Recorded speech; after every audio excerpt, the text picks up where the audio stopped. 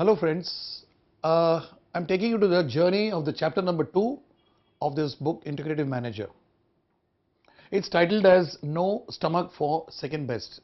No Stomach for Second Best. It means I go only for the best. So this chapter is going to be talking to us about what is integrative management, the steps to be taken to become an integrative manager, a framework. It's going to be also discussing the difference between conventional thinking people and people who think integrative. Now, as a reminder, in the chapter number 1, we introduced ourselves to the concept of integrative management through some case studies.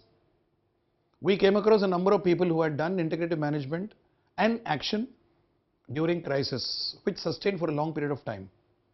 People from industry. Then we also got in touch with what exactly is integrative thinking.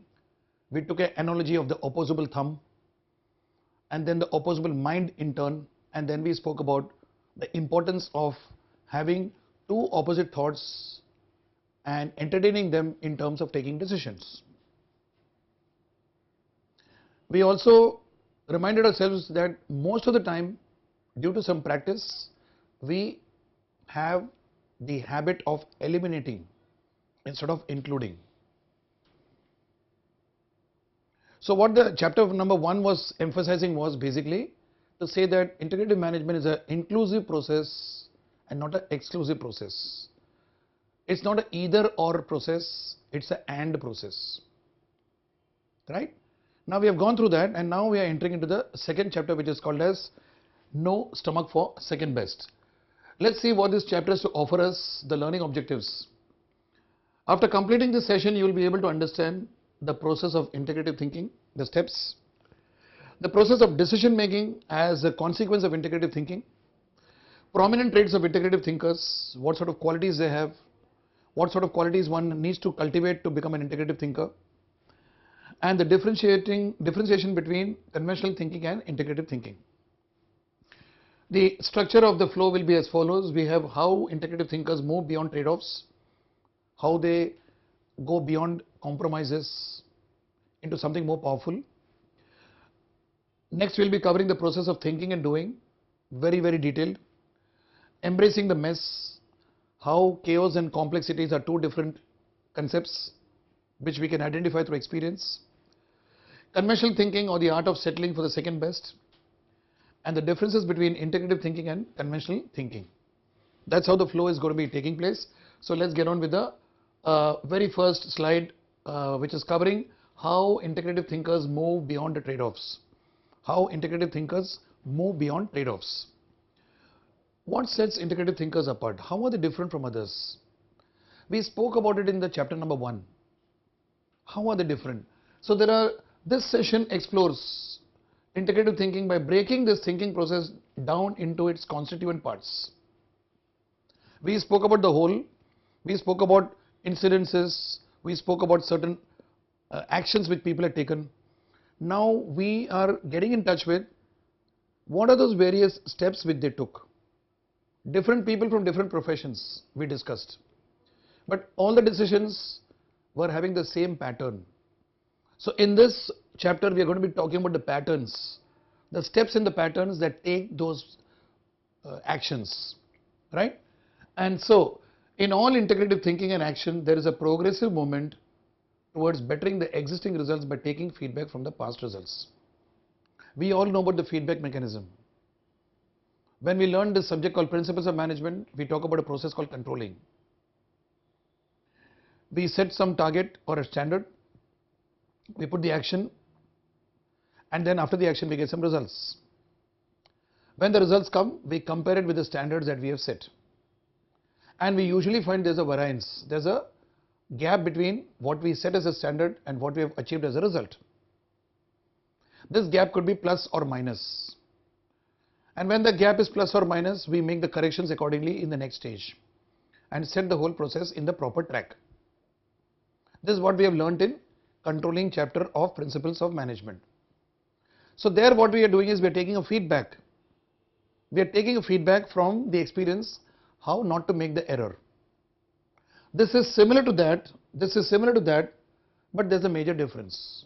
The major difference. The difference is that in this case, we are not sticking on to that set thinking of planning which we did in planning. We are going to be planning in a different way. When you do a planning and you set certain parameters, you have plan A, plan B, plan C, plan D, alternate plans as we call it. And then what we do is, when we are in the process of progressing, if plan A is not working, then we put plan B into action. Let's assume we are having only 3 plans, plan A, plan B, plan C. Now we will restrict ourselves, I am using the word restrict, we will restrict ourselves to use plan A, which if it fails we go for plan B, which again if it fails we may go for plan C. After that we seem to have dried up. Now in integrative thinking we are doing almost the same process like the conventional planning, with a difference. We don't say we have got plan A, plan B and plan C alone. We don't say that we have plan A, plan B, plan C alone. We keep ourselves open to maybe plan D, plan E, plan F and so on and so forth. This is done by a certain step-by-step process. It's not the domain of only certain people who succeeded in the past. You and I can do it. So my appeal to all of you is, when you're setting to become an integrative thinker, certain steps you need to follow, and while you're following the steps, learn to be more expansive. Don't be content with whatever information you have. Don't be too sure that the options you're taking, the choices you're making, A, B, C, are the best choices, the only choices. There could be D, there could be E, there could be F and so on. So keeping your options open even beyond the ordinary planning is what is the difference between conventional planning and integrative thinking and planning, right? So in all integrative thinking and action, there is a progressive movement towards bettering the existing results by taking feedback from past results. We do the same thing like in planning, but here it's a different approach. An integrative thinker looks at chaos as complexity, a very important paradigm which I'm going to be talking about right now. Chaos and complexity, 2 words. Let's see what they are, how different they are, right? So now here we are. An integrative thinker looks at chaos as complexity. Now what's chaos? Let me read out from the slide. A state in which one does not perceive any order and rules or correlation among the various parts of the situation. A feeling of helplessness and discomfort overtakes completely. Imagine you've gone to your study room and you have had your pet, your dog. The dog has gone and disrupted everything. And everything is in a big mess. Your laptop is in some corner, your mobile is untraceable, the papers are all strewn all around, and everything is in a big mess out there, mess. Now you walk in. Now there are one of the 2 reactions that can happen to a person who walks in. One of the 2 reactions or responses. X may come and say that, oh my God, and may scream and shout and say, what's happening? This person is perceiving the situation as a chaos. It is a visible mess, no doubt about it. It is a visible mess. Visibly, it looks like a mess. Now this person will look at it as a chaos. He can't make out what the hell is happening. He cannot perceive any order and rules and correlation among the various strewn around items. Why is it so? Because this person has kept everything in the proper place. Since he has kept everything in the proper place, he is used to that type of a thinking and working. So when things are disrupted for him, he sees it as chaos. And the worst part of it is the second point which is written here. The feeling of helplessness and discomfort overtakes him completely. He may get angry, he may get upset, he will feel totally hopeless and he'll sit down with his hands on his head. This could happen to a person. I think most of us go through this when we see a chaos like that.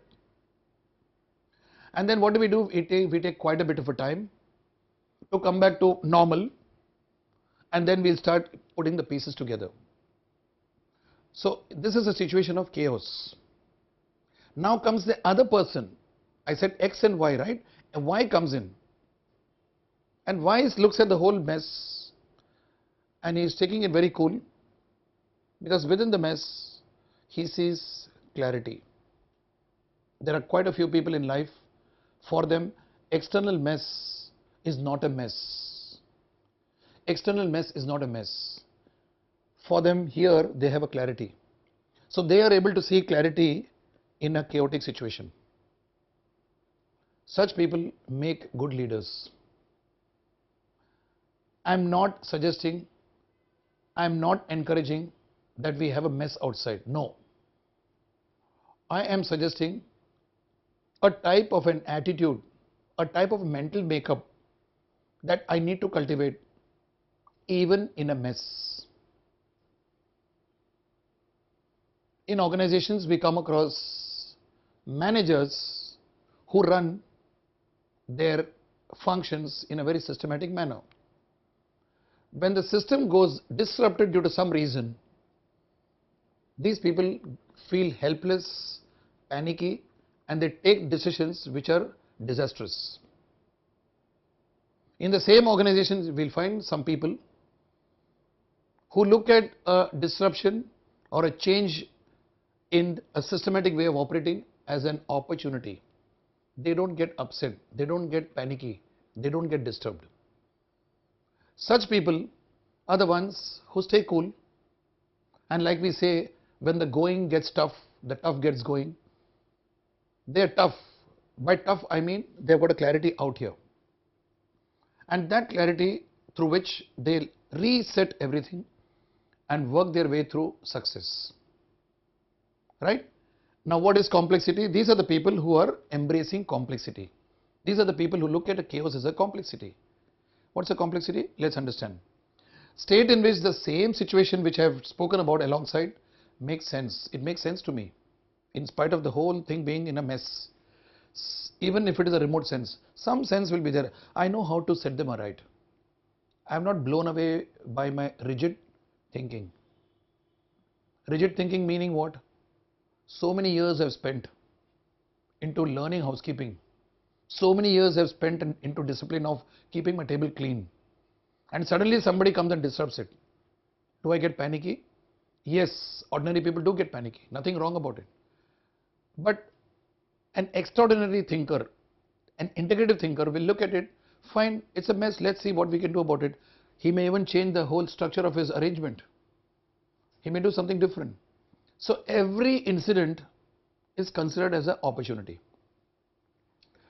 Although the situation appears out of order and with no rules, the perceiver sees a connection among the parts of the situation.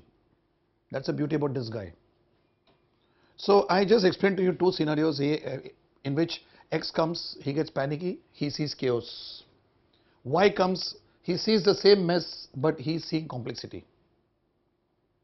Whenever you cultivate the habit of seeing complexity in a mess, you are in the path of making connections between the various components of the mess. And when you do this, you find yourself being able to bring about linkages. Leadership is all about bringing linkages. Leaders work in a mess. Good leaders work in a mess. What appears to be messy outside, these guys can see some clarity. They go by what is called as a systems approach. They can see that one system which looks messy is linked with another system which looks messy.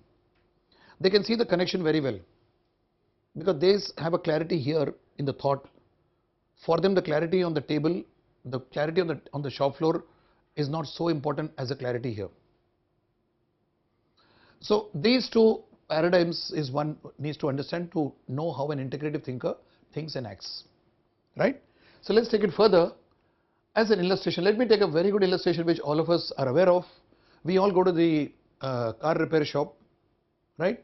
Now how does it look? Does it look messy or not? It does. So let me read through the slide. A car repair shop is usually messy to look at for the layman. It is a chaos for the normal viewer, giving him an impression that how would this shop set right my expensive car? You're driving an expensive car into the garage, and there's been some emergency repair to be done, and you go there. There's the only repair shop available on the highway. And when you go there, the first thing that apprehension comes to you is you're used to being very systematic. So when you go there, it's quite normal for you to think, hey, will this guy be able to repair my car? You know why? Because you see the mess around. It's like going to a restaurant which looks very messy, and you may wonder, will these guys give tasty food? So what happens, you go there, and then this guy, he may not send his expensive car for repair to this messy shop. You may not really be inclined to do a repair there, because it doesn't satisfy you, the conditions. However, we have seen in many cases how the car mechanic himself is so composed and is able to locate his tools from this mess and perform a perfect job. Haven't we gone through this? The whole place looks like a battleground. Lots of tools here and there, they are strewn. Maybe some system you can see here and there, but you can't make a sense of it. It's dirty. It's dirty to my eyes. There's something to be done on your car. He has to go below the car belly and do something, or he may have to do something on the bonnet, open the bonnet and do something.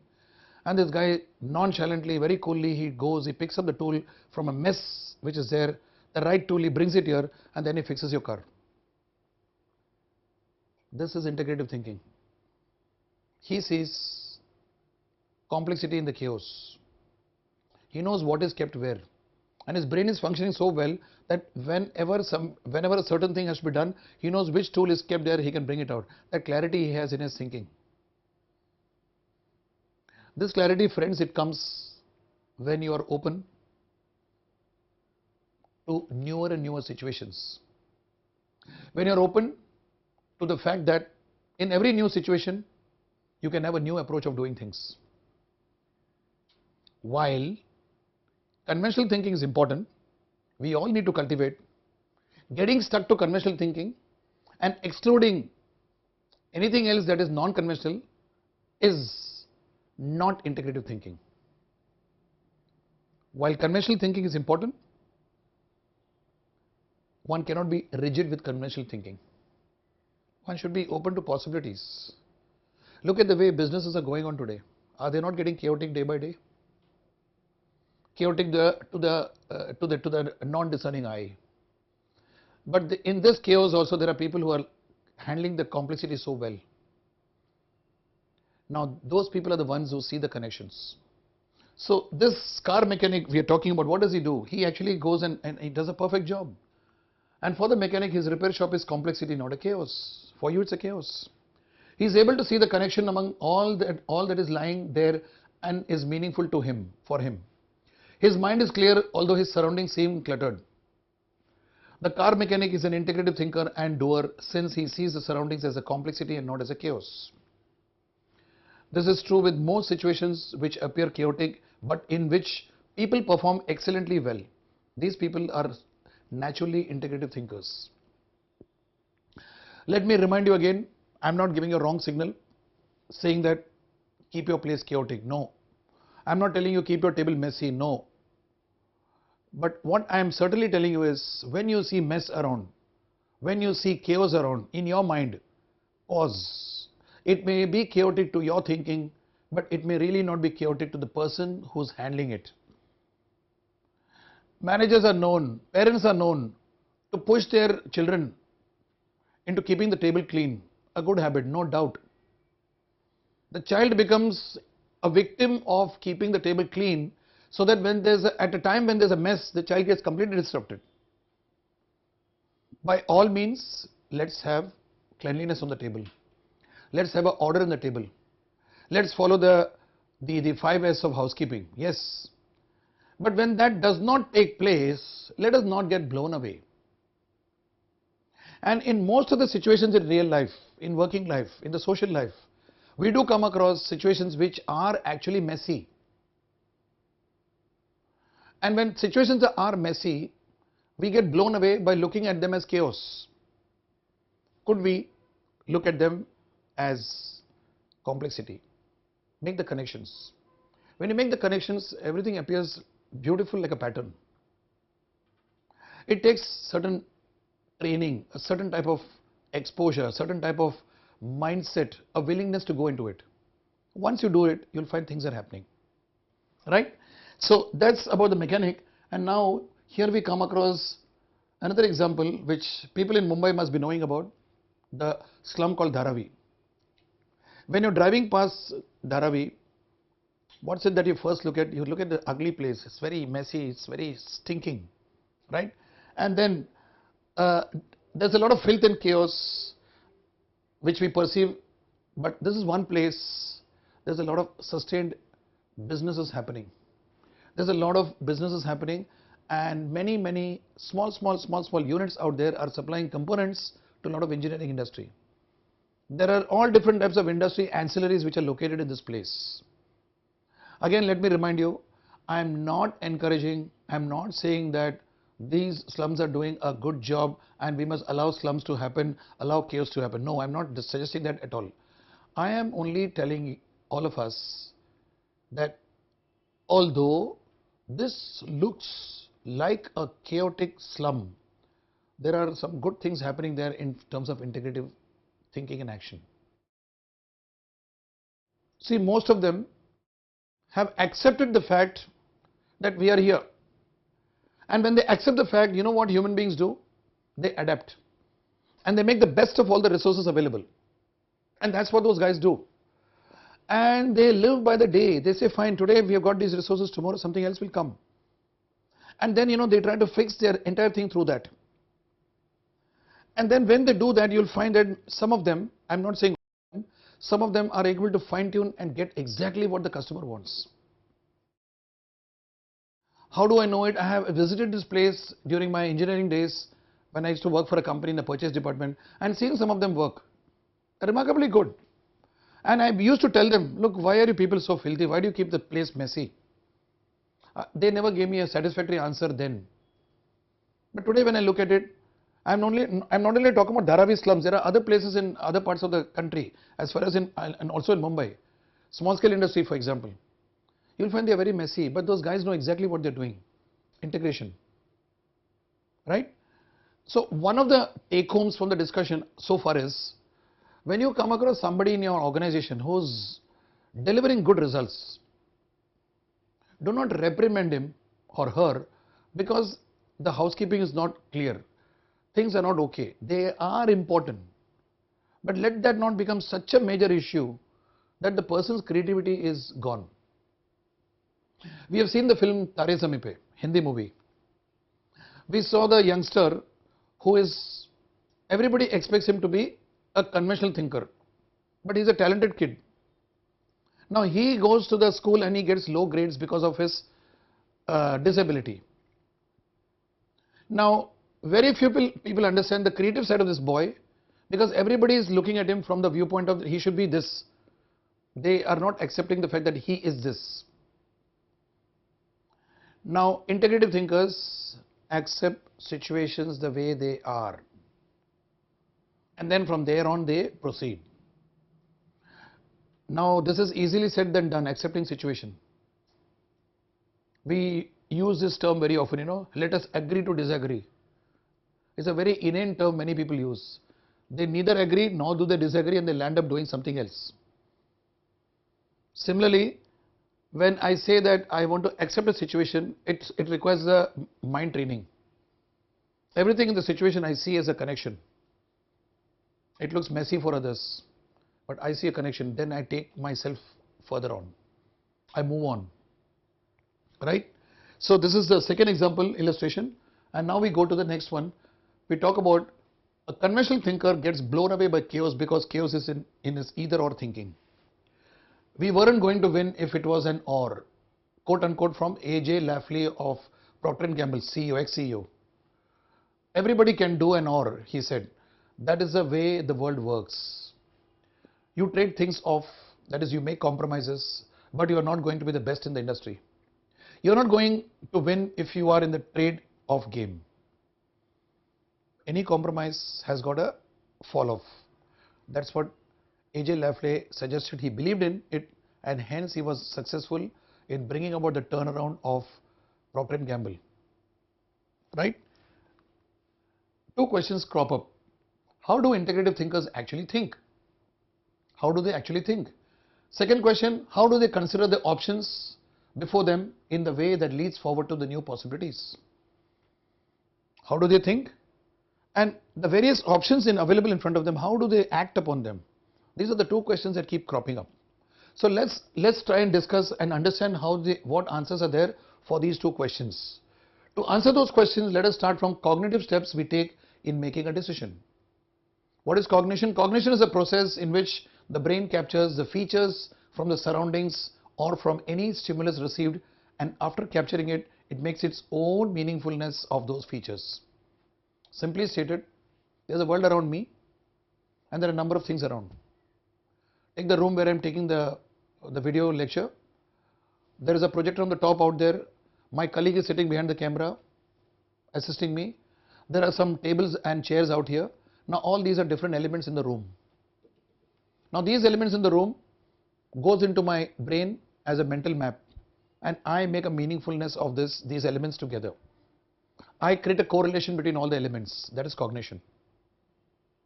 My colleague who's behind the camera is also seeing all the elements. He would be making a different meaningfulness, a different mental map compared to me. So the reality remaining the same, each one of us have got different mental maps of the same reality. And since we have different mental maps, it's interesting, it's also very disturbing sometimes. Now here we are talking about how, since everybody's mental map is different, it's very interesting, it's beautiful, it makes progress happen in a much more better way. Better ideas, better way of cognition, number of cognitions coming together, brainstorming, and then finally we come out with the best for the company. Right? So each one makes his own meaningfulness. This is most important. Everybody's meaningfulness is different. In the stock market, for example, prices go up. The meaningfulness of one person is time to sell. Somebody else looks at a rising market as a time to buy. There are people who do that. A third person will have a meaningfulness saying that stay away from the market altogether.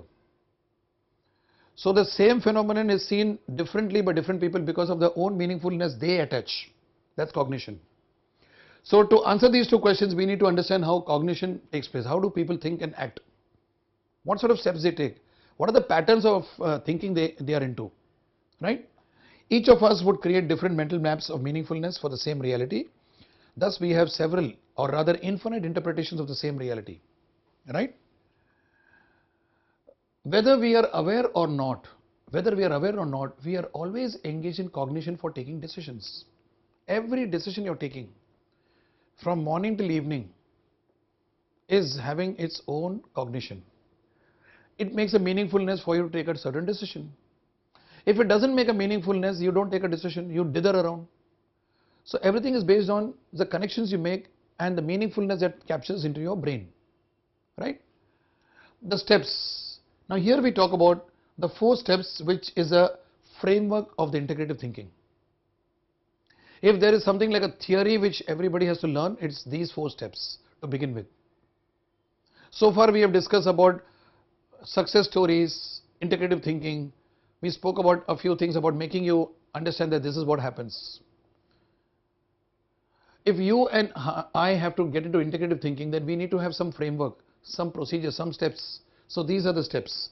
The 4 steps are salience, a technical word, causality, architecture, and resolution. Now throughout this chapter and in the following chapters we'll be talking about these 4 steps. So this becomes your starting point of the theory. Salience, causality, architecture, and resolution.